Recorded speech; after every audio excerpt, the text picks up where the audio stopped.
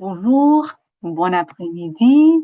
C'est moi, Khadija, qui sera la modératrice et bienvenue à la séance Navigation dans les transitions de carrière. Stratégie pour la réussite. Veuillez noter que cette séance sera présentée en anglais ou genre sera présentée en français, je m'excuse. La séance en anglais était hier et vous pouvez voir l'enregistrement en ligne. J'aimerais commencer en soulignant que je suis ici sur le territoire de plusieurs peuples autochtones. C'est Toronto, donc c'est le territoire des Anishinaabe, des Haudenosaunee, du Huron-Wendat et des Mississaugas of the Credit. Et je vous encourage toutes et tous à reconnaître le territoire sur lequel vous vous trouvez également. Au fur et à mesure que nous progressons dans la séance aujourd'hui, veuillez partager vos questions en utilisant le bouton questions et réponses dans la langue officielle de votre choix. Vous pouvez voter pour les questions que vous voulez poser en cliquant sur le bouton pouce en l'air, c'est le thumbs up. Et comme toutes les autres séances du RJFF, celle-ci sera enregistrée afin que vous puissiez consulter les enregistrements à une date ultérieure. Nous aimerions également souligner que les présentations PowerPoint de chaque séance sont disponibles sur notre page Wiki. Et donc, moi, je m'appelle Khadija, et je serai l'animatrice de cette séance. Je suis aussi présidente du réseau Futur Leader de l'Ontario. C'est un réseau interministériel dans la région de l'Ontario. Il y en a plusieurs d'autres de ces réseaux interministériaux. Et du coup, j'aimerais encourager tout le monde à assister à des événements organisés par ces réseaux durant ces moments difficiles pour rester en contact, à réseauter avec d'autres gens, etc. Et avant de commencer la séance d'aujourd'hui, nous avons une question de sondage très rapide. C'est pas un test, c'est du tout même obligatoire. La question est, votre poste a-t-il été concerné par les restrictions budgétaires? Les choix, oui, mon mandat se termine. Oui, mon poste a fait l'objet d'un réménagement des effectifs. Non, ou je sais pas. Donc, vous avez comme quelques minutes ou quelques secondes en fait pour répondre à la question. Nous allons voir les résultats pour comprendre ou pour savoir qui est ici.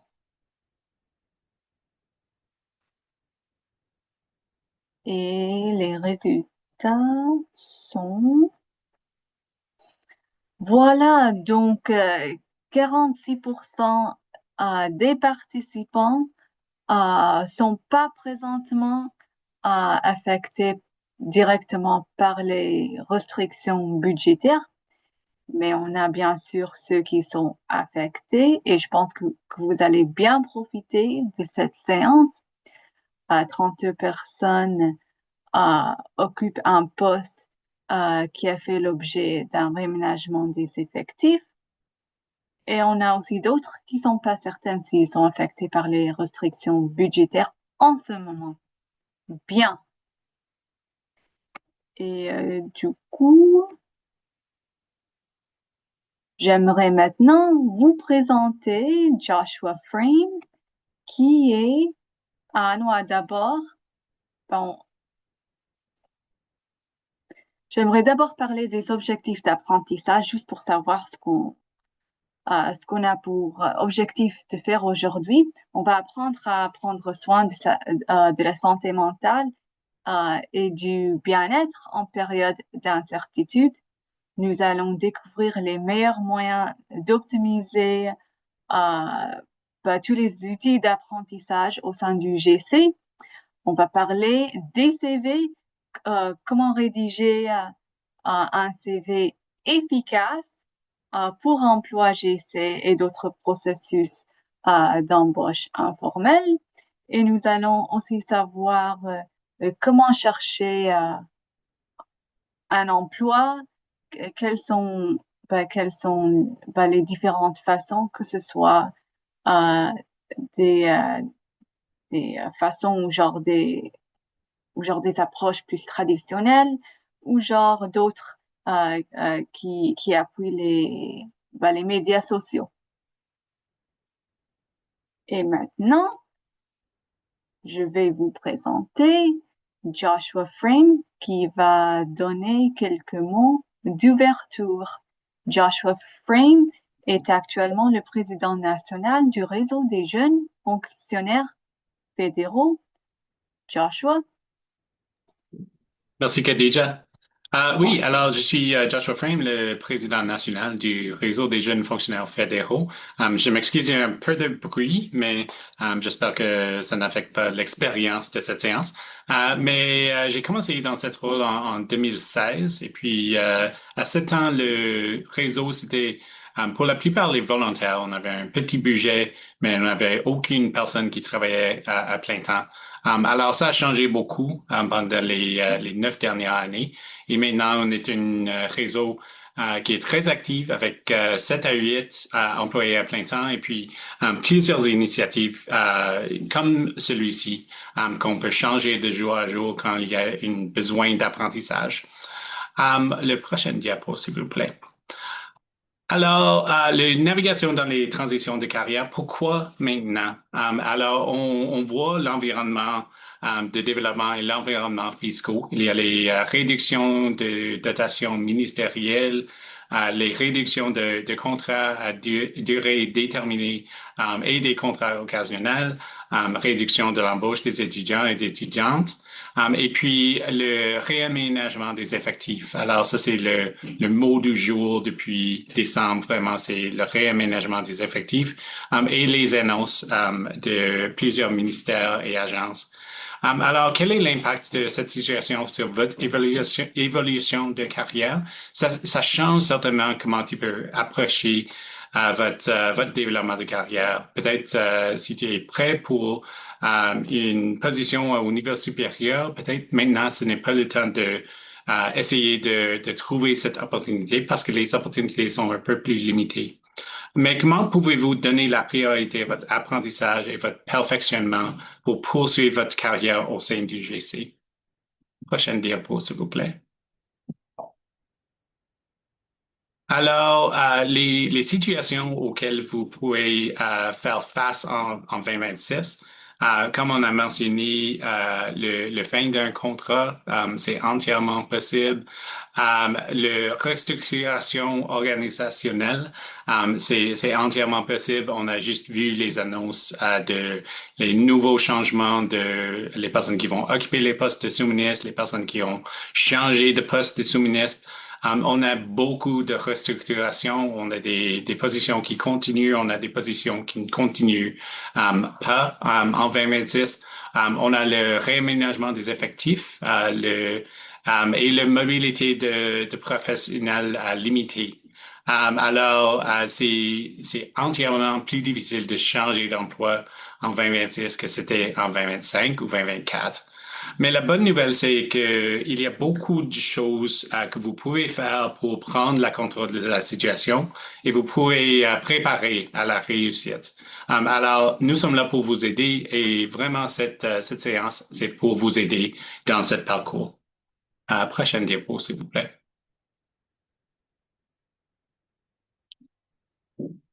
OK. Alors, des obstacles peuvent vous empêcher d'avancer comme vous l'aviez prévu.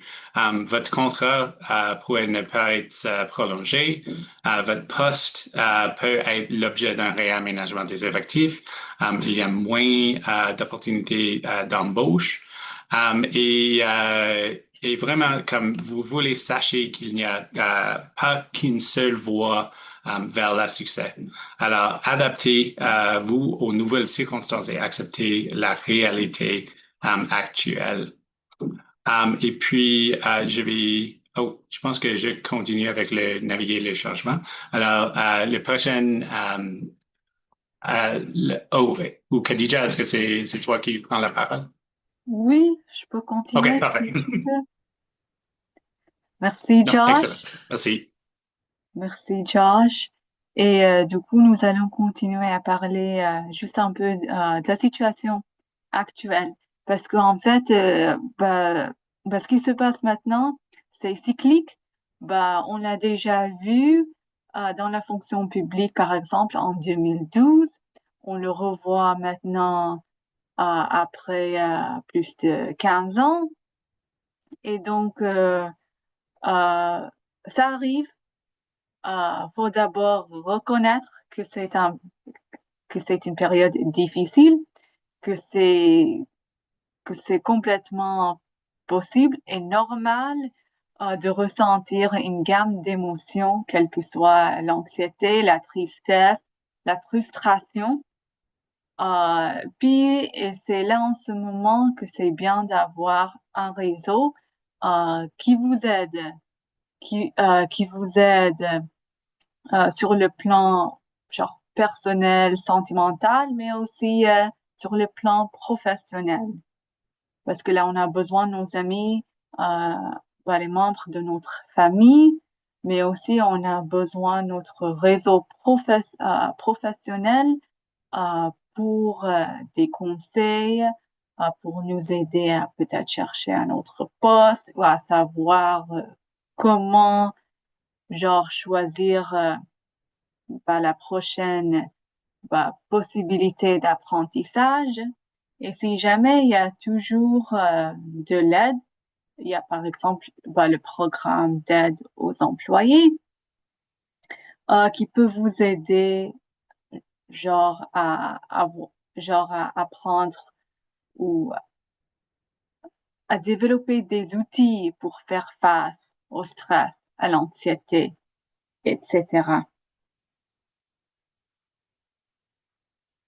Prochain diapo. Mais ce qui est aussi important en ce moment, c'est de vous concentrer sur ce que vous pouvez contrôler. Parce qu'il y a beaucoup qui se passe en ce moment. Il y a, par exemple, un programme qui encourage des gens à prendre la retraite, qui a pris plus de temps que prévu pour avoir ou pour devenir une loi. Il y a toutes sortes d'autres processus, etc. Beaucoup d'inconnus en fait. Et donc, ce qu'on devrait faire, c'est comprendre ce qu'on pourrait contrôler, ce qu'on pourrait faire et, et, et, et, et procéder comme ça.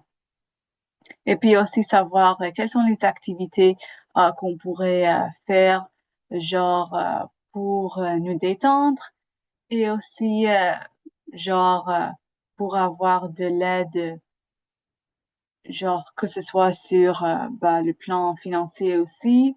Il y a aussi ça à revoir en cette période difficile pour certains.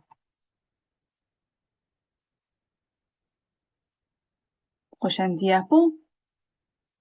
Mais ce que nous aimerions aussi souligner, c'est que il y a toujours possible, genre, bah, de s'en sortir, bah, de changer la trajectoire de votre carrière. Il y a certains qui ont quitté la fonction publique, d'autres qui sont allés à un autre ministère, par exemple, etc. Donc, il y a toujours des possibilités. En fin de compte, ça va probablement prendre du temps, mais nous allons tous euh, s'en sortir. Et ce qui est important toujours, c'est l'autoréflexion. C'est de savoir quels sont nos points forts, nos points faibles, quels sont nos buts, nos objectifs de carrière, et puis là, faire genre un peu de planification pour pouvoir mettre en place des étapes pratiques, des choses qu'on pourrait faire en ce moment-là pour pouvoir arriver au fur et à mesure à accomplir les objectifs. Et ça peut surtout être en nous concentrant sur nos objectifs d'apprentissage, par exemple. Et voilà, nous allons passer, nous allons passer à la prochaine série de diapositives avec Marie-Pierre Boucher, qui est actuellement chef de l'équipe de communication du RGFF, qui va nous parler des possibilités d'apprentissage en ce moment, ou quelques possibilités d'apprentissage en ce moment. Merci Khadija.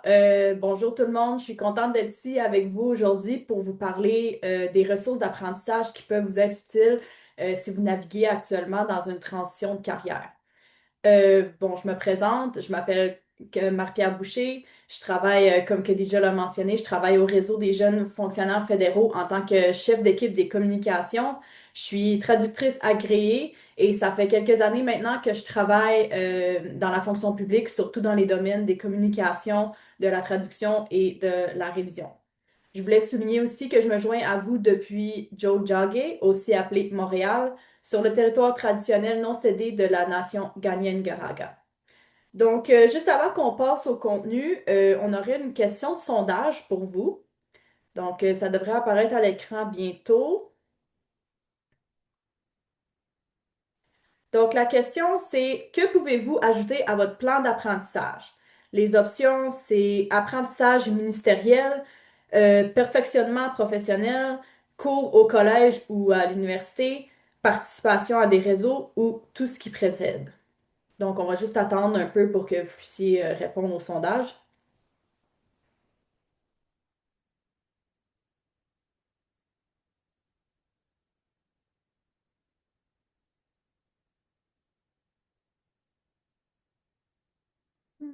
OK, donc on peut voir que 65% d'entre vous avez dit tout ce qui précède, ce qui est la bonne réponse. Vraiment, on peut tout ajouter là, à notre plan d'apprentissage, tout ce qui peut nous enrichir nos compétences, nos connaissances, tout ça. Donc, oui, il y a beaucoup de gens qui ont répondu, 23% ont répondu perfectionnement professionnel. C'est une bonne réponse aussi, mais vraiment, tout le reste aussi, ça peut faire partie du plan. Donc, c'était tout ce qui précède.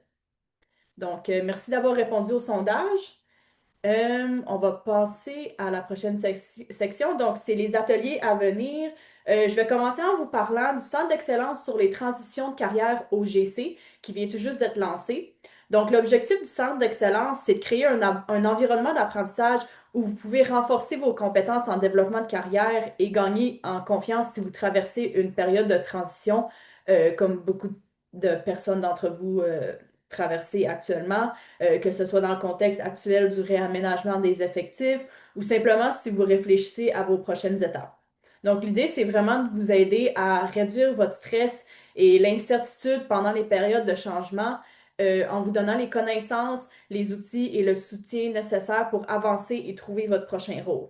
Le Centre d'excellence est vraiment là pour vous aider à progresser et à vous sentir appuyé. Donc, le Centre d'excellence va offrir plusieurs ateliers bientôt. On devrait mettre tous les liens dans le clavardage.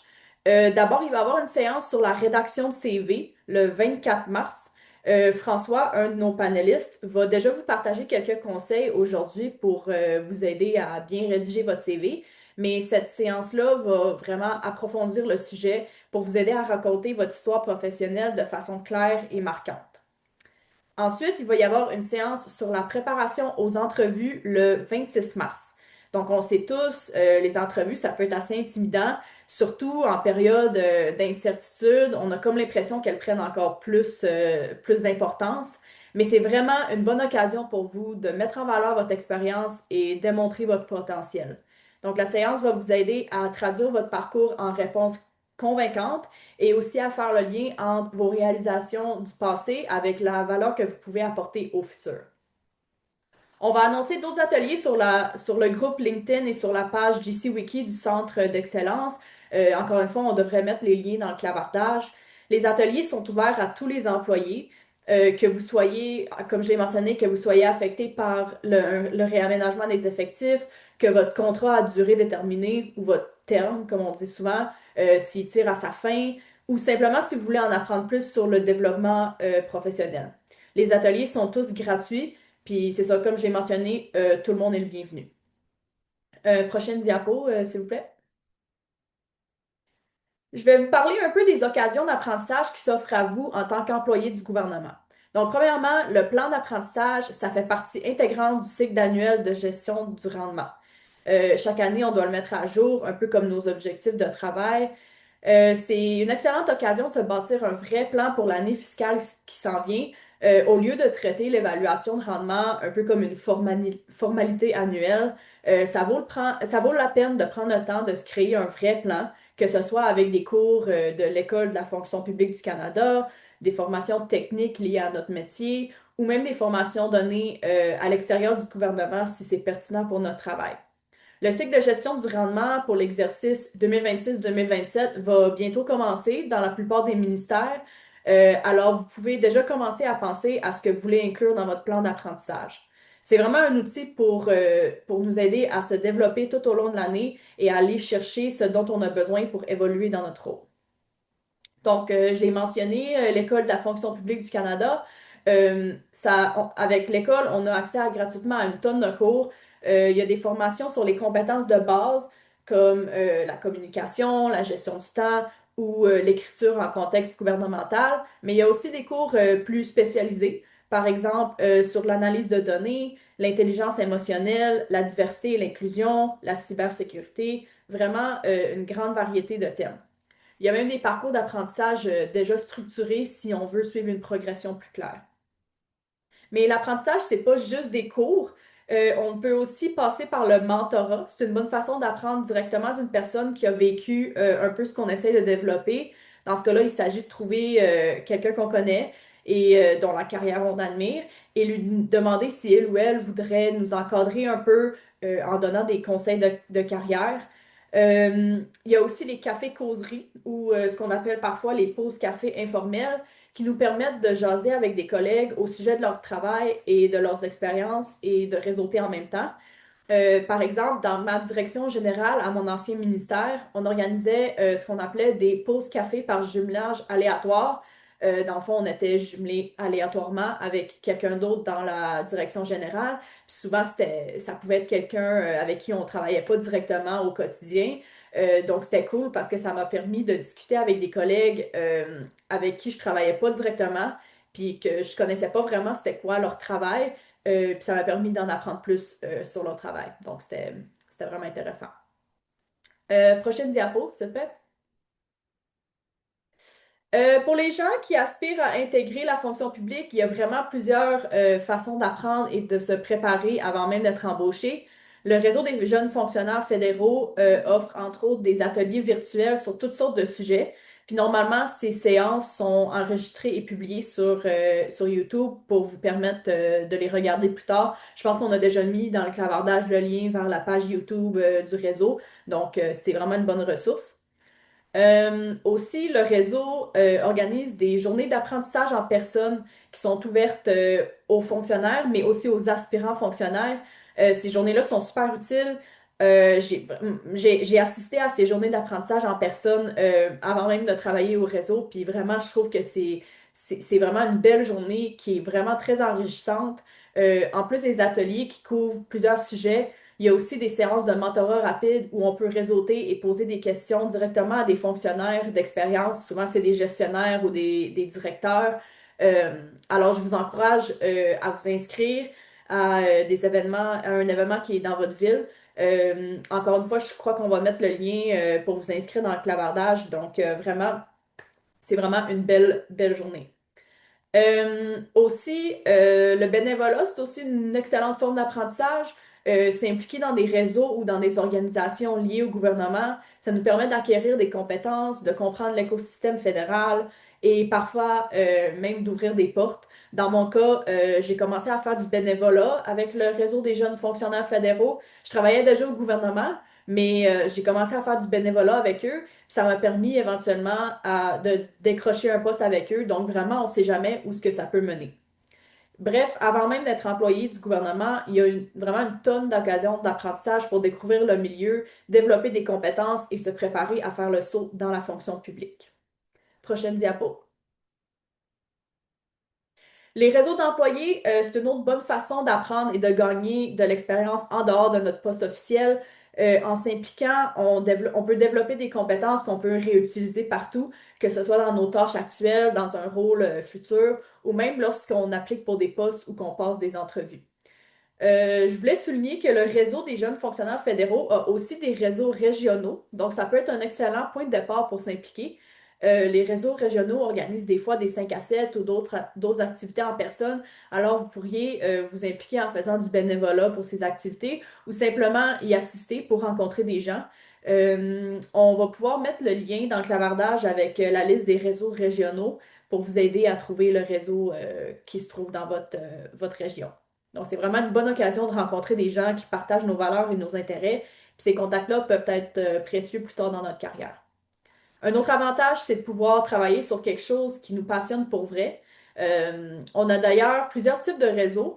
Comme vous pouvez les voir à l'écran, il y a le réseau des futurs leaders ou la communauté nationale des gestionnaires ou encore la communauté des régulateurs fédéraux. Donc, c'est tous des espaces où on rassemble des employés qui ont des intérêts en commun, que ce soit à l'échelle d'un seul ministère. Des fois, il y a des réseaux qui sont vraiment juste pour un ministère en particulier, ou si ça peut être des réseaux qui sont à l'échelle du gouvernement ou de plusieurs organisations. Par exemple, le réseau des jeunes fonctionnaires fédéraux, c'est un exemple d'un réseau à l'échelle du gouvernement. Donc, en gros, s'impliquer dans un réseau, c'est vraiment une belle façon d'apprendre et de connecter avec les autres. Prochaine diapo. Donc, en plus des réseaux d'employés, il y a plein d'autres façons de développer vos compétences et d'élargir votre réseau. Par exemple, les communautés en ligne, c'est super accessible. Vous pouvez participer à des forums comme ceux de l'organisation Apolitical. Puis j'en profite pour faire une petite parenthèse pour vous parler d'un excellent cours développé par Apolitical en collaboration avec le réseau des jeunes fonctionnaires fédéraux. Le cours s'appelle Introduction au travail au sein du gouvernement du Canada, Fondation du succès. Ça, c'est la version en français. Il y a aussi une version en anglais. Puis c'est vraiment une bonne façon pour vous d'en apprendre plus sur la façon que le gouvernement fonctionne, que vous soyez en début de carrière ou non. Des fois, quand on commence au gouvernement, on n'a pas nécessairement des formations ou un onboarding qui nous explique un peu comment ça fonctionne, là, la grosse machine du gouvernement. Donc, ce cours-là, c'est vraiment une bonne façon pour vous de rafraîchir vos connaissances et de comprendre la structure du gouvernement. Donc, on va pouvoir mettre le lien pour ça dans le clavardage aussi. Vous pouvez aussi contribuer à des groupes qui sont liés à votre domaine sur LinkedIn ou sur d'autres réseaux sociaux. Juste en partageant vos idées ou en posant des questions, vous pouvez déjà commencer à bâtir des liens. Par exemple, dans mon domaine, j'ai un background en traduction. Il y a un groupe Facebook pour les gens qui sont des traducteurs agréés. Donc, c'est une bonne place pour discuter avec les autres et de se tenir au courant de ce qui se passe dans notre milieu. Il y a aussi les événements de réseautage, que ce soit des 5 à 7, des ateliers ou des conférences. C'est parfait pour rencontrer des spécialistes de différents milieux, souvent dans un contexte plus relax que ce qu'on peut s'imaginer. Aussi, on pense parfois moins à ça, mais les réseaux d'alumni de votre université ou de votre cégep, c'est vraiment utile. Les événements entre anciens ou même juste les groupes sur les réseaux sociaux, ça peut ouvrir des portes auxquelles on ne s'attendait pas. Et aussi, si vous aimez vous impliquer, le bénévolat, ça peut vraiment faire une différence, que ce soit dans un organisme communautaire ou une organisation à but non lucratif dans votre communauté. Vous pouvez rencontrer des gens qui partagent vos valeurs et ça peut vous donner une expérience concrète que vous pouvez aussi par la suite mettre sur votre CV. Finalement, les clubs sociaux et les loisirs, ça compte aussi. Que ce soit un club de lecture, un groupe de randonnée, un atelier de photo, c'est tous des espaces où on peut connecter facilement avec des gens qui viennent de milieux professionnels totalement différents et en apprendre plus sur leur travail. Bref, l'apprentissage, ça se fait pas juste en formation, dans un cadre formel comme on peut le penser. Ça se fait partout où on s'implique un peu. Donc, voilà.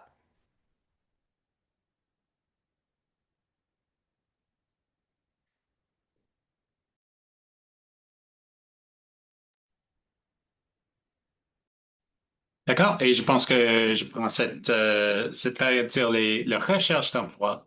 Alors, si on peut aller à la prochaine diapo, s'il vous plaît.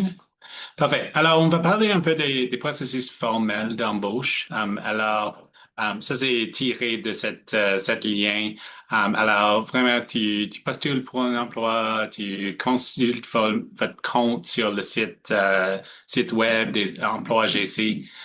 Et puis, tu as peut-être un test écrit, une entrevue. Et puis, peut-être tu fournis des références au gestionnaire d'embauche. Et puis, tu consultes tes courriels, votre compte pour voir les mises à jour au sujet de ce processus ou des processus de sélection auxquels vous avez postulé. OK, le prochain diapo, s'il vous plaît. Alors, ça, c'est peut-être votre parcours et le meilleur possibilité, vraiment, c'est de rentrer dans un bassin.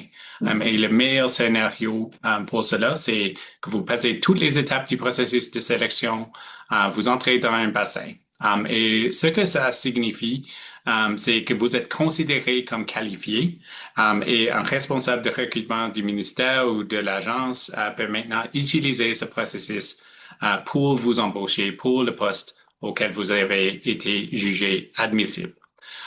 Ce que cela signifie pas, c'est que vous n'êtes pas assuré d'obtenir un emploi ou d'avoir des nouvelles du bassin.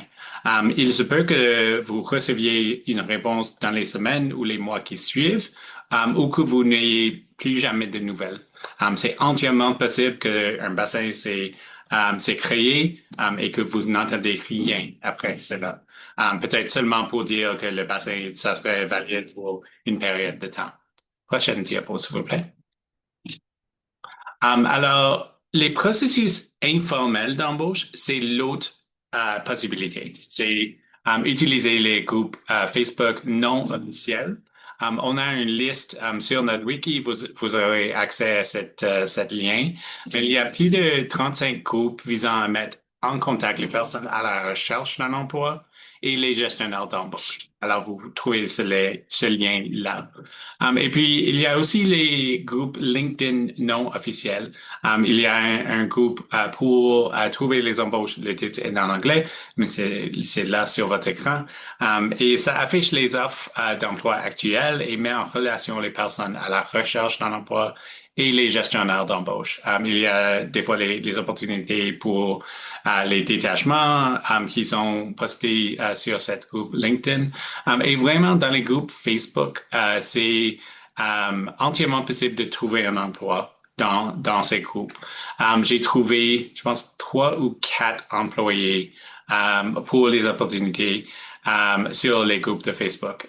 Gabriel, qui fait aide avec la production de cette séance, a été trouvé dans le groupe Facebook de communication.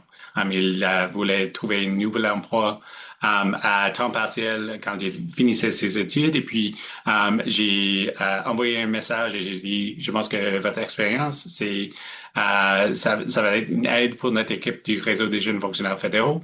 Et puis, elle a joint l'équipe à temps partiel et puis à temps plein quand il a fini ses études. Alors, utilisez ces groupes. Ils sont là pour vous aider. La prochaine diapo, s'il vous plaît. Oh, je pense que j'ai manqué aussi le sondage. Alors, avez-vous utilisé les médias sociaux pour essayer de trouver votre prochain poste? Alors, on va donner quelques secondes pour réfléchir. Et je pense que pour la plupart, la réponse est non, mais on va voir dans 1 minute. OK. Alors, les résultats. Alors, 27% Entre vous, on dit oui, que vous avez utilisé les médias sociaux pour essayer de trouver votre prochaine poste. Et 54% ont dit non. Et 20% ont dit je ne savais pas que c'était possible. Alors oui, c'est entièrement possible.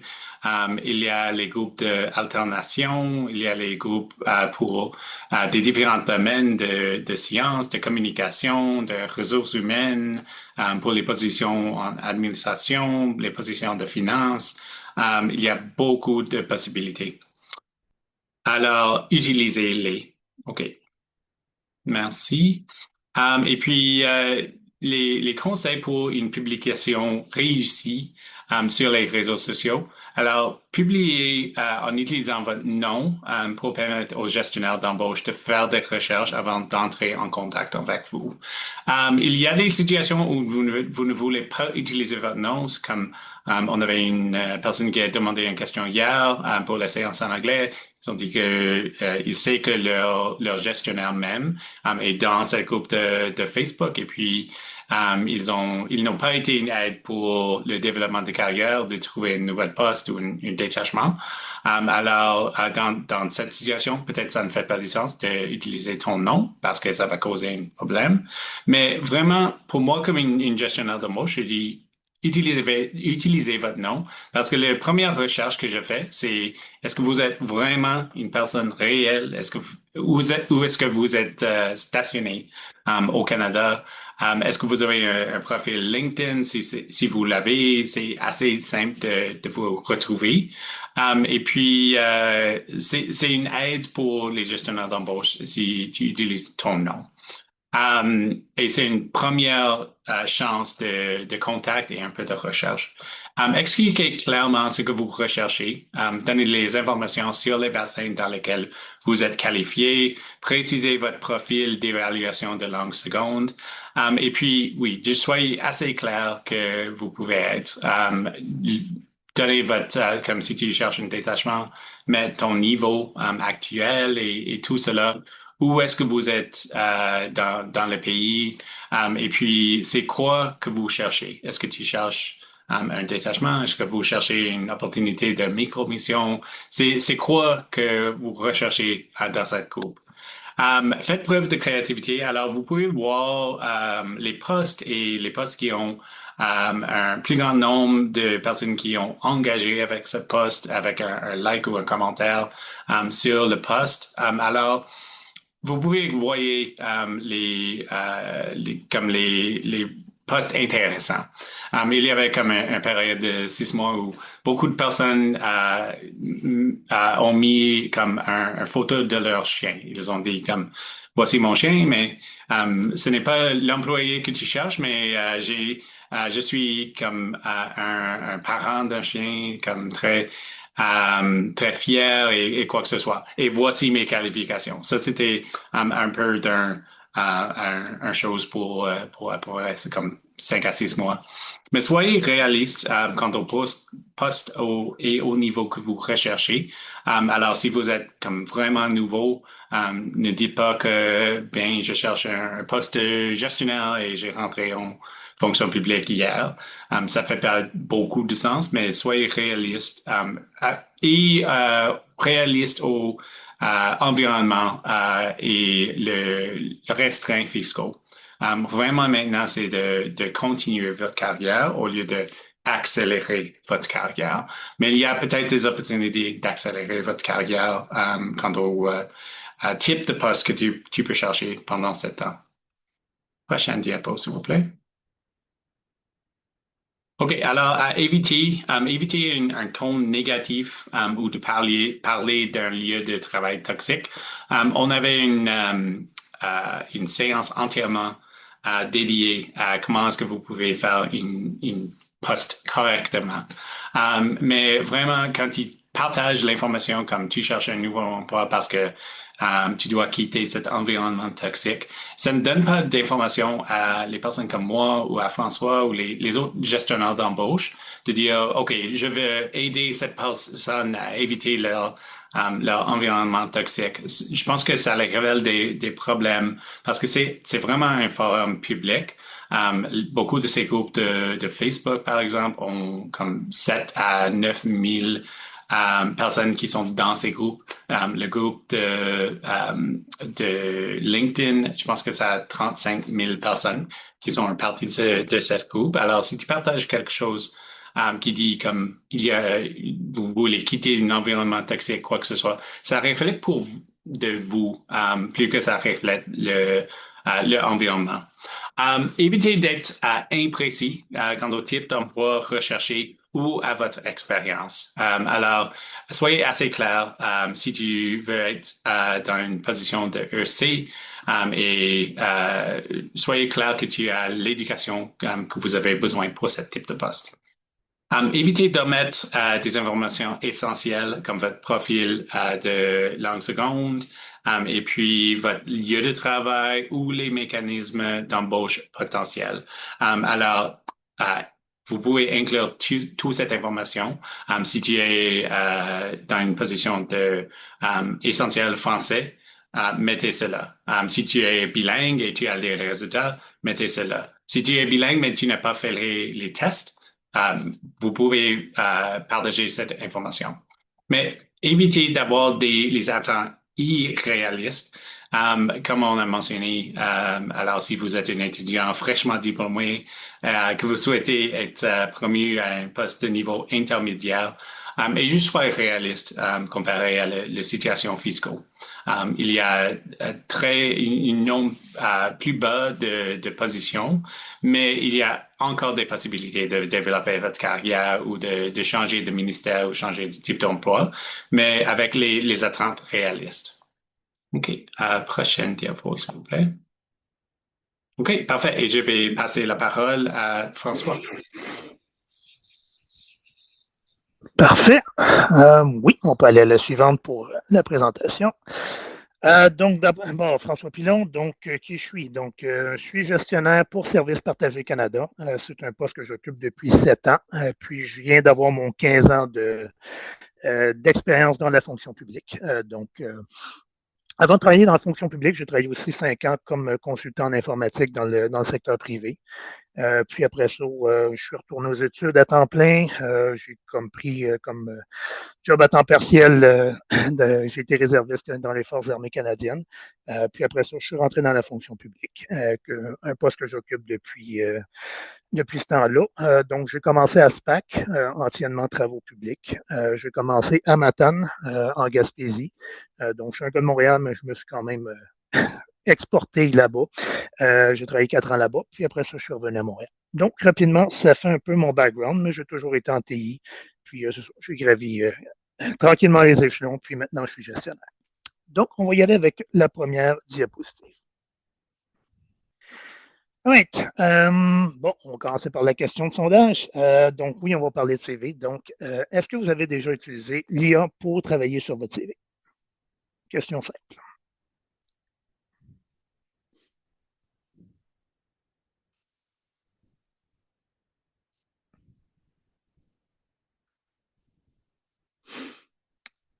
Parfait. Donc, les résultats. Donc, c'est quand même pas mal moitié-moitié. Donc, de plus en plus de gens, oui, l'utilisent. Donc, 41% oui, 57% non. Je n'ai jamais utilisé l'IA 2%. Donc, oui, l'IA, c'est quelque chose qu'on peut utiliser de plus en plus pour les CV. Par exemple, il faut quand même faire ça de façon... faut être prudent quand on fait ça. Donc, c'est un peu ce qu'on va regarder en premier. Ce que moi j'ai trouvé pratique, puis je l'ai fait moi-même récemment, j'ai pris mon CV qui était vraiment un CV classique, simplement mes expériences de travail, mon éducation, tout ça. J'ai demandé à Copilote de me créer un dossier, un nouveau CV avec ça, plus moderne, qui a de l'air qui est un peu plus attirant, si on veut. Le résultat est un petit peu partagé. Oui, côté visuel, il était beaucoup mieux que le CV que j'avais présentement, mais il a fait des combinaisons que j'ai pas trop compris. Exemple, moi, j'ai un bac en administration et une technique en informatique. Après l'avoir passé dans l'IA, je suis rendu avec un bac en informatique, ce qui n'est pas le cas du tout. Donc, il faut vraiment être quand même prudent si on fait ça. Donc, oui, passer votre CV dans l'IA, c'est une bonne base pour commencer, mais vraiment vérifier toutes les informations qui sont dedans, parce qu'il peut quand même dire des expériences qui sont un peu fausses. Il va extrapoler des choses, donc il faut vraiment être prudent. Mais quand même, ça va faire quelque chose qui va vous donner comme un visuel qui est pas mal plus intéressant, qui va quand même donner quelques informations un peu plus au bout du jour. Puis aussi mettre un peu vos expériences comme étant plus des qualificatifs, des choses qui vont pouvoir rendre votre CV beaucoup plus attrayant.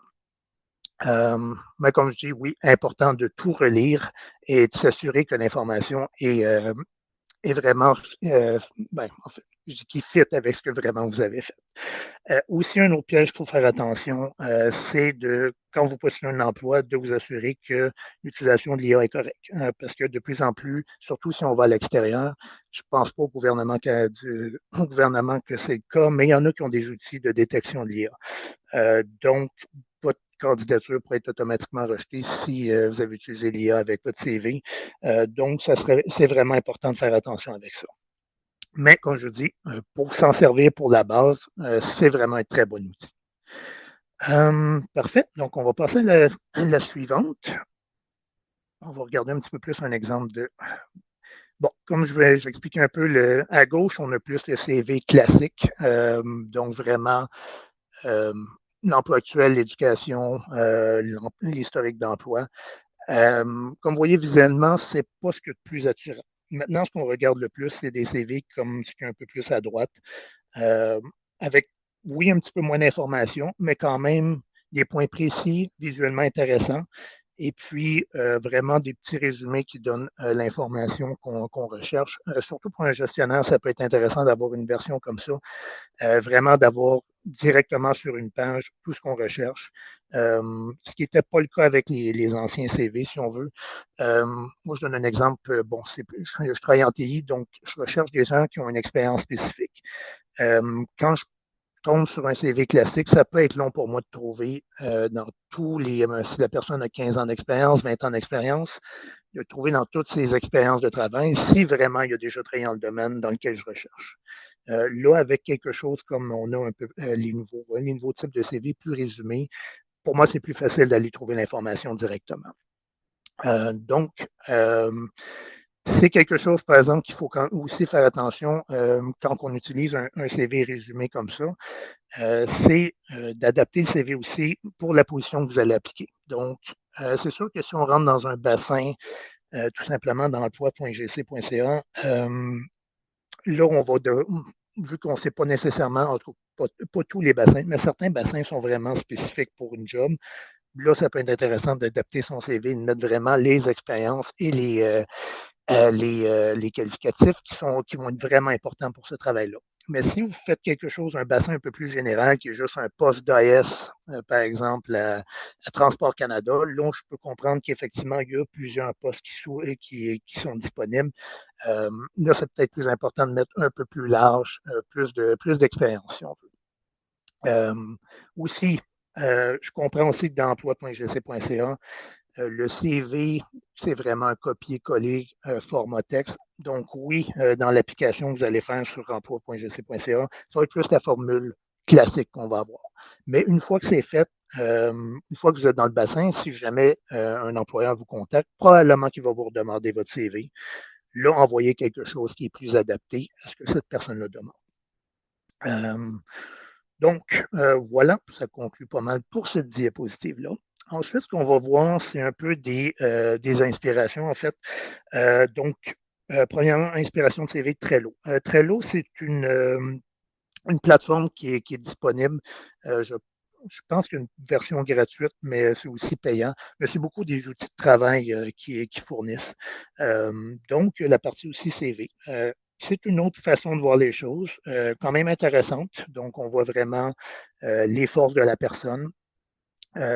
son historique d'emploi et quelques petites affaires aussi. On a des certifications, des choses comme ça que la personne a. Vraiment une courte description. Donc, c'est quand même un outil qui peut être utile pour faire un CV ou carrément juste s'en inspirer. Prochaine diapositive. L'autre qu'on a ici comme inspiration, c'est Miro, aussi une autre plateforme qui est disponible. Je ne sais pas si à la fin, on va mettre les liens pour ces plateformes-là. Lui est un petit peu plus complexe, mais ça peut être quand même aussi intéressant pour certains employeurs d'avoir quelque chose comme ça. Donc, un CV plus complet, oui. Donc, très graphique aussi.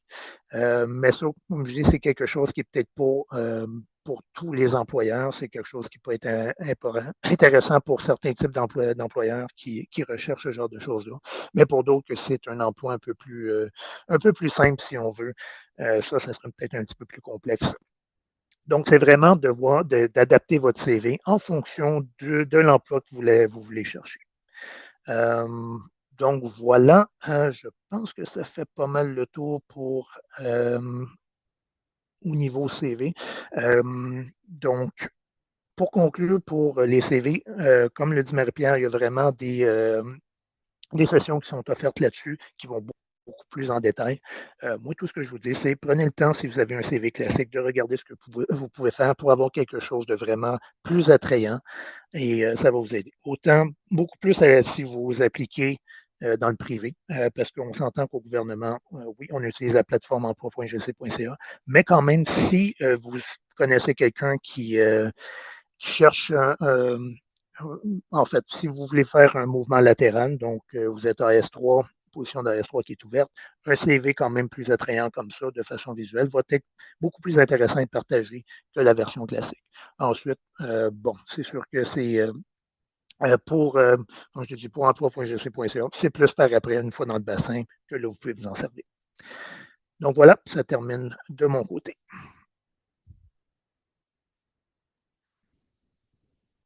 Grand merci François, grand merci Josh, grand merci Marie-Pierre.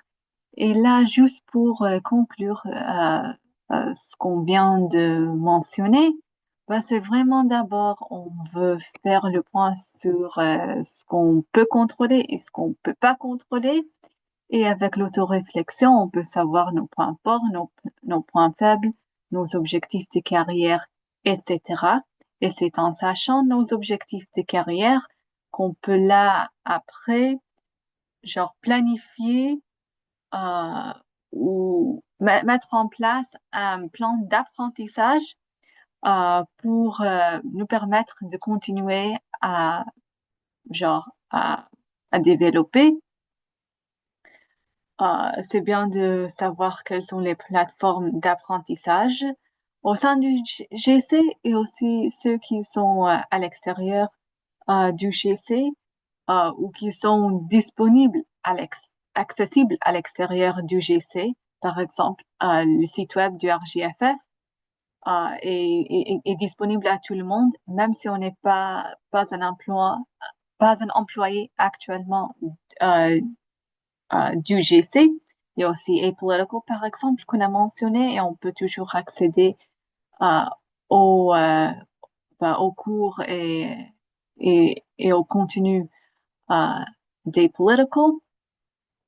C'est bien de savoir comment réseauter sur LinkedIn, sur Facebook, et puis il y a tous ces groupes, euh, surtout sur Facebook, qui permettent l'embauche avec des approches plutôt informelles. Et puis, faut aussi toujours garder genre en tête que tout le monde éprouve de telles situations. Maintenant, il y a beaucoup de fonctionnaires qui sont touchés par la situation actuelle, plein d'incertitudes. Même les cadres supérieurs sont pas en mesure, genre, d'expliquer ce qui se passe. Et du coup, faut avoir des stratégies pour tenir le coup. Et nous allons maintenant passer à la partie questions et réponses. Je vois qu'on a déjà quelques questions, mais si jamais vous avez une question, n'hésitez pas à la mettre euh, dans le clavardage questions et réponses. Nous allons choisir les questions qui sont les plus populaires. Et pour débuter, quelles sont les choses à faire ou à ne pas faire quand on utilise les médias sociaux pour chercher un emploi? Je sais, Josh a parlé des médias Parfait. sociaux. Certainement, je peux commencer. Je pense que vraiment ça a été dans le contenu qu'on a présenté, mais juste soyez clair de vos étapes prochaines. Qu'est-ce que vous voulez faire dans votre carrière? C'est quoi que tu recherches? Tout cela. Euh, soyez conscient de l'environnement. Que si tu cherches un emploi à un niveau supérieur, que tu dois avoir vraiment dans cet environnement une façon pour que le gestionnaire peut vous embaucher. C'est probablement nécessaire d'être dans un bassin, un inventaire, quoi que ce soit, parce que c'est vraiment plus difficile que jamais que de avoir une position non avertisée dans les circonstances de restreintes fiscaux. François, est-ce que tu veux ajouter à cela? De mon côté, non, j'ai pas énormément d'expérience, si on veut, avec le recrutement en ligne, donc je ne sais pas si quelqu'un d'autre veut ajouter quelque chose là-dessus. Merci, mais c'est bien ça. On garde en tête tous les conseils qu'on donne normalement quand on utilise LinkedIn et le Facebook. Et puis après, genre des conseils comme bah, tu envoies pas un message à quelqu'un que tu connais pas comme si tu le connais parce que il va voir le message, il va dire c'est qui cette personne. Donc vraiment d'être intentionnel, de cibler les gens, de mentionner la raison pour laquelle on contacte une telle personne. Et puis après, si jamais quelqu'un te répond pas, c'est pas grave. Et puis une autre question que je pense est pertinente, c'est comment rester motivé et garder un état d'esprit positif tout en naviguant les transitions des carrières, tu sais, réduction des effectifs, etc. Des conseils à donner à nos participants. Moi, Je je peux, peux dire, ouais. oh non, je peux dire rapidement, c'est juste, c'est important de prendre soin de soi, puis de pas hésiter à faire appel au programme d'aide aux employés, de parler vraiment comme, de parler de comment on se sent, si vous êtes à l'aise avec vos amis, votre famille, tout ça pour vous sentir épaulé. Puis aussi de se rappeler que par exemple, si vous êtes affecté par un réaménagement des effectifs, vous êtes pas seul. Il y a tellement de gens qui traversent une période de transition en ce moment et c'est sûr que ça peut être stressant et intimidant, mais vraiment, il y a des ressources de soutien, puis juste de vous rappeler que vous n'êtes pas seul, puis que c'est ça. C'est sûr que les dernières années au gouvernement ont été marquées de beaucoup de changements. Et c'est sûr que c'est important de prendre le temps de reconnaître que oui, c'est stressant et c'est pas, vous n'êtes pas seul à vous sentir comme ça. Puis de juste essayer de prendre les choses un jour à la fois et de continuer, même si on fait juste un petit acte par jour pour nous amener là où on veut être, pour essayer de trouver un autre poste ou quelque chose comme ça, c'est déjà beaucoup et c'est super. Donc, ouais, c'est ça pour moi. Je sais pas si les autres les autres panélistes, si vous voulez ajouter quelque chose. C'est tout à fait ça. Merci, Marie-Pierre. C'est ça, on le prend petit à petit et on voit ce qui se passe parce que il y a plein d'inconnus en ce moment. Et une autre question qui est un peu reliée à ce dont on discute en ce moment. Quelle est la meilleure façon de trouver un mentor? Et c'est vraiment une question que pas mal de gens posent souvent. Moi, je dirais, bah, en gros, il y a deux façons. Il y a soit les programmes, c'est plutôt la façon plus, on dirait, formelle. Il y a des programmes de mentorat au sein des ministères, ou genre organisés par certains réseaux, ou même par des associations professionnelles, etc. Il y a aussi bah, des façons informelles pour trouver un mentor. Et un mentor peut être n'importe quelle personne qui pourrait vous renseigner ou qui pourrait vous donner des conseils. Faut d'abord savoir quelle sorte de mentorat on cherche. Est-ce qu'on cherche euh, de savoir plus sur notre domaine ou de savoir comment naviguer le GC ou comme de savoir comment passer à la prochaine étape, etc. Donc, c'est en sachant ce qu'on veut d'un mentor, quels sont les objectifs euh, de d'avoir un rapport de mentorat et puis après, en sachant nos objectifs, on peut là après chercher les occasions possibles, que ce soit des programmes formels ou des approches informelles. Et ça peut tout simplement être en demandant à un gestionnaire d'être notre mentor ou en demandant à un collègue plus expérimenté d'être notre mentor pour apprendre euh, des choses de cette personne.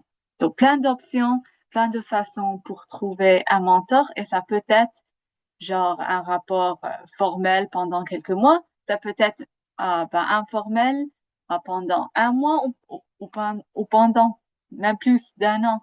Donc, tout est possible, il y a plein de possibilités pour, euh, pour s'y réfléchir et puis voir ce que vous pouvez faire. Et là, une question d'un employé euh, régional qui travaille pour une équipe euh, qui a des membres de son équipe partout au Canada. Tout le travail est en ligne. Et puis, est-ce qu'on peut sélectionner tous les villes sur une offre d'emploi lorsqu'il s'agit d'une zone de sélection? Josh, t'as la réponse? Parfait. Oui, alors la réponse brève, non. Tu ne peux pas postuler pour tous les postes parce que vous êtes virtuel maintenant.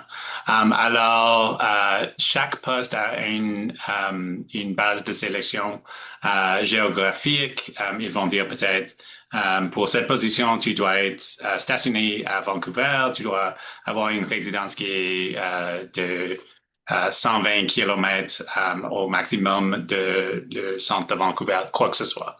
Alors, tu dois être conscient de ces limites. Juste parce que votre position maintenant, c'est 100% virtuel, ça ne veut pas dire que votre position dans le futur ou un autre poste va être virtuel. Et puis, même si tu as, disons, vous êtes accommodé pour être virtuel, tu dois avoir cette discussion et cette négociation de nouveau si tu changes de position ou changes de ministère pour la plupart du temps. Et puis, oui, alors devez être conscient de les limites de chaque processus de sélection. Il y avait je dirais, comme 12 mois, il y avait une sélection virtuelle sur Emploi GC. Je pense que je n'ai pas vu une position qui a dit virtuel pour les dernières 30 à 35 mois. Parce que c'était un temps où on ne savait pas que on retournait au bureau. Et maintenant, avec 4 journées dans le bureau qui commencent en juillet, je pense, c'est on va voir les limites dans les processus de sélection géographique et puis il y a beaucoup de processus maintenant qui ont les limites que tu dois être dans cet ministère maintenant ou tu dois être affecté par le réaménagement des effectifs. Il y a beaucoup de choses. Alors, soyez clairs. Et dépensez votre temps pour les processus de sélection où vous êtes admissible à ces processus de sélection. Parfait, merci Je Josh. vais Et c'est ajouter un bien. petit quelque chose. Oui, J'ai déjà été un peu dans la situation aussi où est-ce que je cherchais à quitter la région où j'étais. Donc, malheureusement, même si vous manifestez l'intention de dire je suis prêt à déménager à mes frais et d'aller m'installer, ça ne fonctionne pas. Il faut vraiment être dans la région qui est notée à l'avance. Je sais aussi quand même que certains ministères qui ont des bureaux un peu partout, il y en a qui vont ouvrir des postes et que ça va être location variée, donc un peu partout au Canada. Donc, si vous êtes chanceux, vous pouvez trouver ce genre de position-là.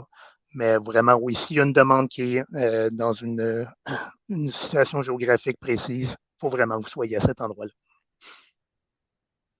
merci François.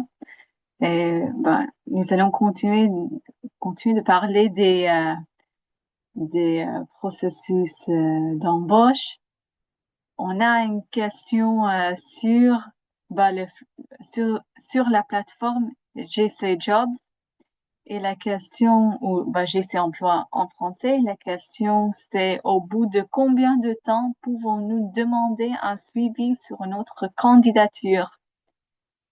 Moi, je dirais d'abord que bah, sur une offre d'emploi, il y a toujours un courriel qu'on peut contacter. Bah, tu peux contacter le courriel à n'importe quel moment pour savoir, pour avoir des renseignements sur le processus. Et ça peut être bah, à quelle étape vous êtes rendu. Vous pouvez attendre une réponse de vous à quel moment, etc. Josh, vous pensez qu'il y a, ou François, vous pensez qu'il y a comme genre un temps précis là qu'on peut conseiller? Un temps précis. Non, ben, je pense qu'effectivement, dès qu'on applique, on sait que les processus sont longs. Donc, c'est sûr que le jour où vous appliquez, si le processus ferme, écrivez pas la semaine suivante, c'est sûr que ça sera pas prêt. Mais, bon, je dirais après un mois, ça serait quand même correct d'écrire à la personne et de demander, bon, c'est quoi un peu les délais qu'on s'attend? Mais oui, c'est la seule chose que je dirais. Et de pas trop être insistant. Donc, envoyer une question une fois. Attendez, relancez pas la personne des ressources humaines à toutes les semaines pour savoir où est-ce qu'ils en sont. Je vais juste ajouter, ça dépend de l'étape dans le processus. Alors, si tu as juste postulé, tu ne sais pas que si tu vas aller à la prochaine étape du processus de sélection, ce n'est pas le temps d'écrire aux ressources humaines pour demander c'est quoi le stage ou c'est quoi le mise à jour pour ce processus de sélection. Mais si tu es dans un bassin et tu n'as entendu rien, sauf que t'es dans le bassin. C'est un temps peut-être pour écrire et dire comme c'est quoi les attentes pour ce bassin. Est-ce que ça va être utilisé, quoi que ce soit. Quand j'ai rentré aux fonctions publiques, j'étais dans un bassin. C'était un temps un peu comme maintenant. Il n'y avait pas beaucoup de processus d'embauche et il y avait des bassins qui attendaient pour comme 6 mois, 10 mois, 12 mois et n'ont pas été utilisés parce qu'il y avait beaucoup de restreintes fiscaux en 2008 et 2009. Alors, j'ai écrit aux ressources humaines pour dire comme ça devrait être quoi mon attente pour ce processus. Et ils ont dit, OK, maintenant, les personnes n'utilisent pas ce bassin parce qu'il n'y a pas beaucoup de placement pour les nouvelles positions. Mais dans 3 ou 4 mois, on pense que la situation va changer et vous aurez des communications de cette bassin. Et des fois, c'est possible d'avoir cette communication. J'avais aussi une circonstance pour les affaires mondiales où ils ont écrit à toutes les personnes qui ont postulé pour cette poste et ils ont dit, on avait eu 40 000 personnes qui ont mis leur candidature, 40 000, et c'était pour 5 positions.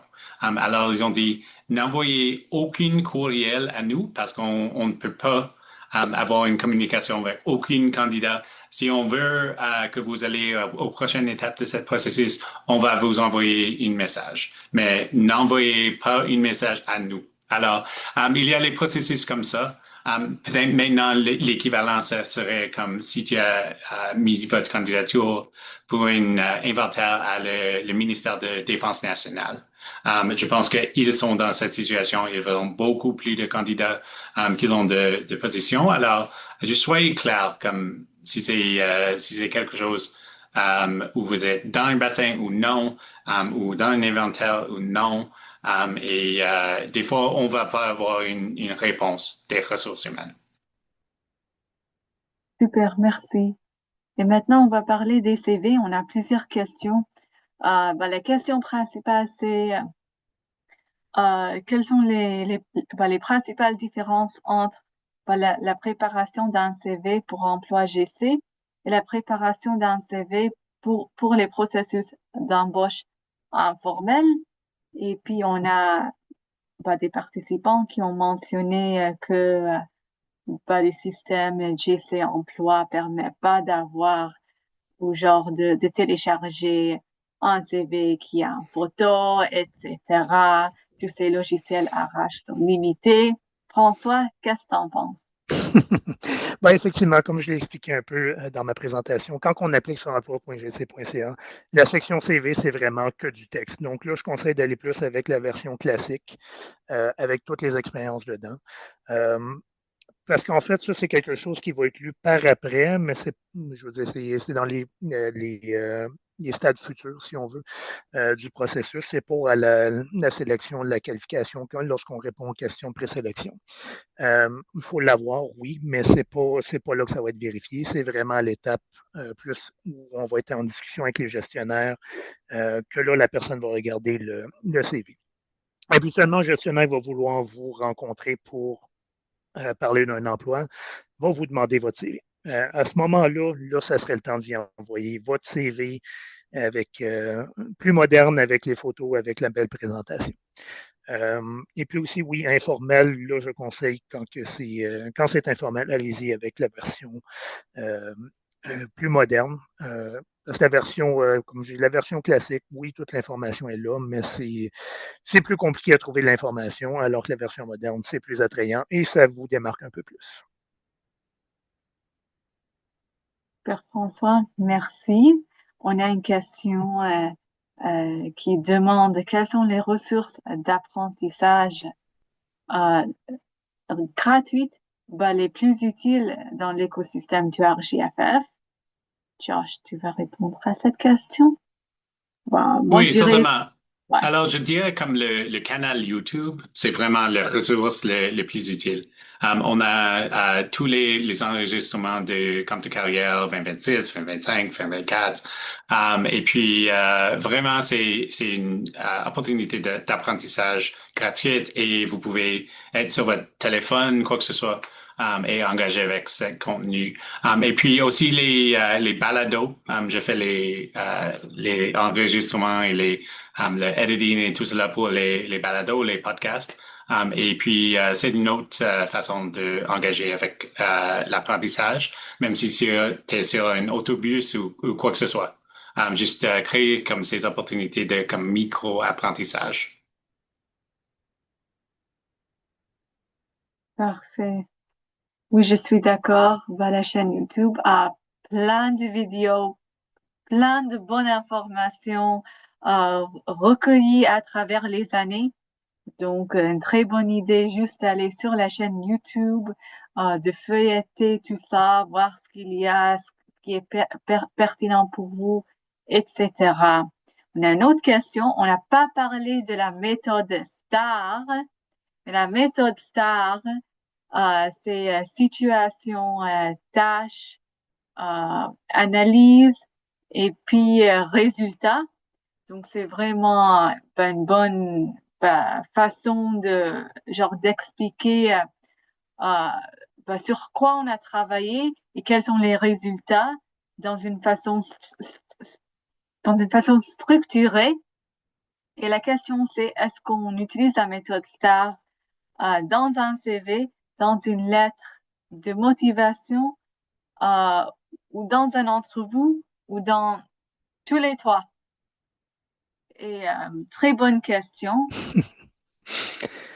Personnellement, je dirais la méthode STAR, oui. Pour le CV, c'est un peu trop complexe pour mettre ça dans un CV, beaucoup trop long.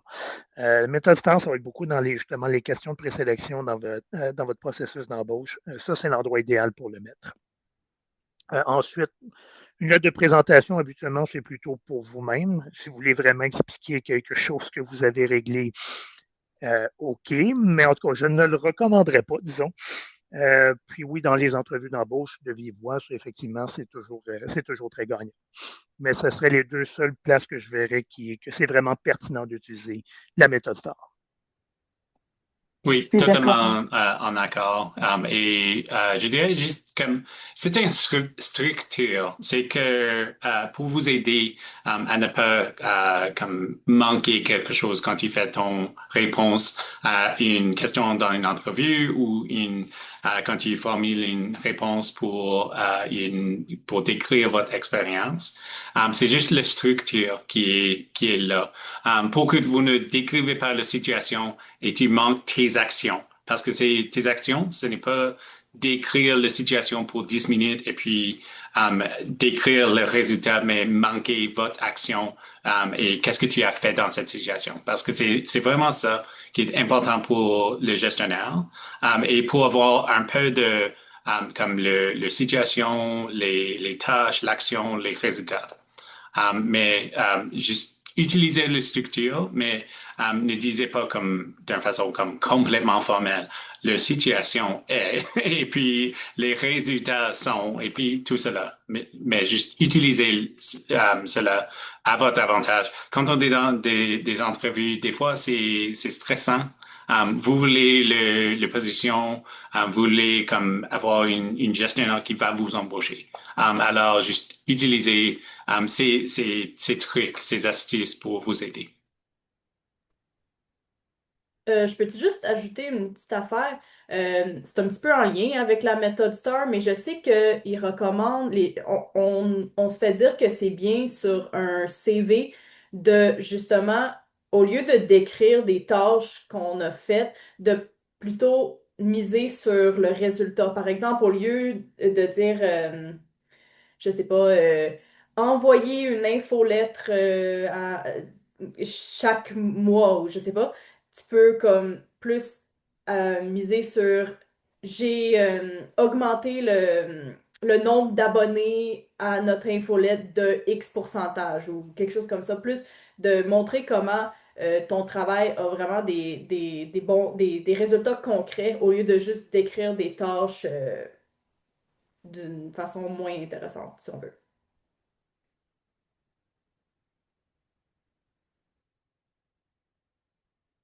Parfait. Et puis, merci Marie-Pierre.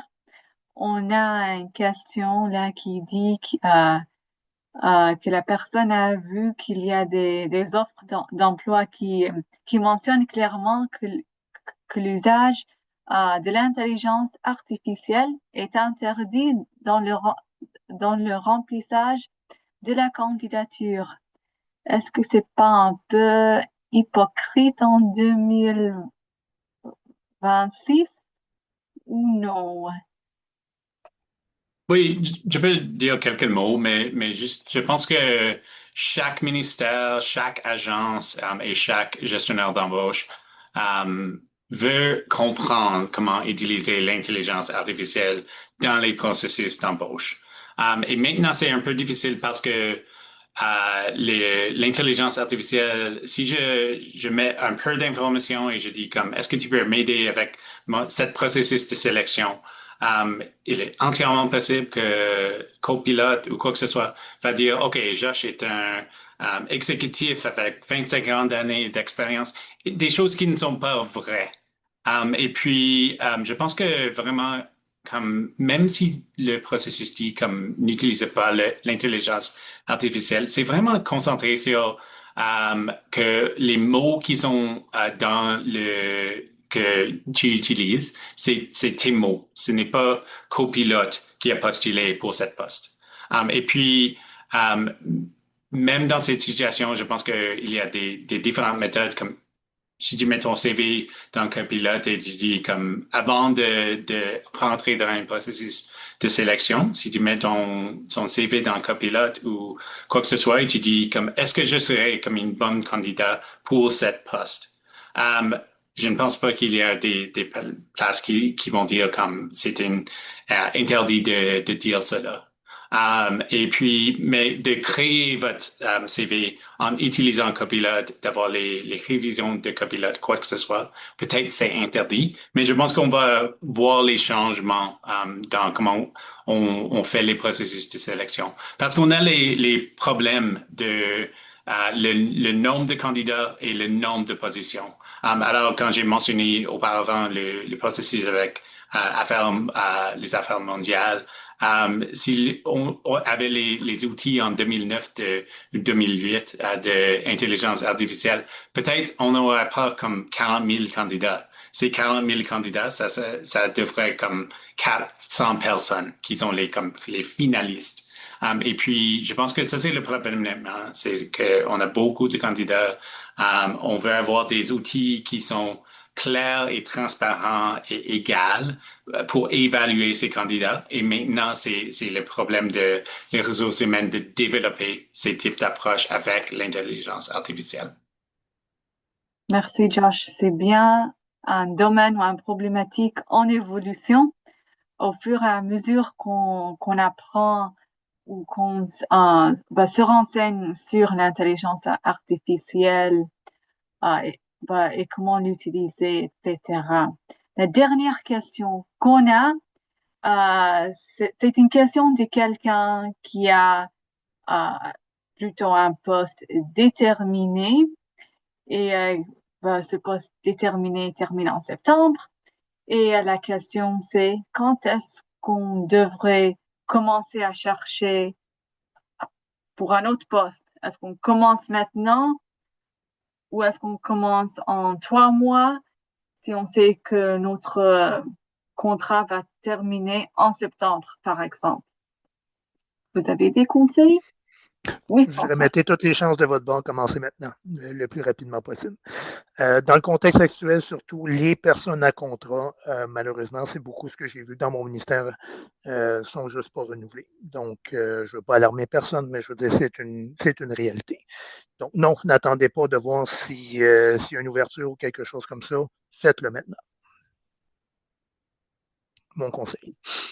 Non, bon conseil. Et puis, je vais ajouter comme pour les processus formels, c'est entièrement possible que ça va prendre 6 mois ou plus pour la conclusion d'un processus de sélection sur emploi GC. Alors, postuler maintenant, pour moi, ça m'a pris comme 24, 26 mois pour rentrer aux fonctions publiques pour un poste permanent. Et ça, c'était dans un temps de restreintes fiscaux. Alors, ça, c'est un peu de réalité. Tu dois juste prendre le temps pour postuler pour les postes qui s'appliquent à votre expérience, votre éducation. Et puis, ça prend un peu de temps. Et juste un conseil, les contrats à durée déterminée, ça peut changer aussi. Une poste qui finisse en septembre, c'est entièrement possible et que tu auras une discussion avec ton gestionnaire avant septembre et ils vont dire on doit comme couper le longueur de cette contrat. Je ne dirais pas que c'est le cas, mais juste si tu es dans une situation comme ton contrat finisse en septembre et puis vous avez une offre plus long pour un contrat de, disons, 12 mois, juste gardez soin de vos circonstances et qu'est-ce qui fait du sens. Parce que l'année passée, on a vu beaucoup de personnes qui avaient les contrats qui finissaient après mars 2025 qui ont été coupés d'une longueur plus courte. Ils ont fini leur position en mars 2025 au lieu de continuer pour les prochaines 6 mois, 10 mois, 12 mois. Juste gardez soin de vos intérêts. Merci, Josh. C'est bien ça. Et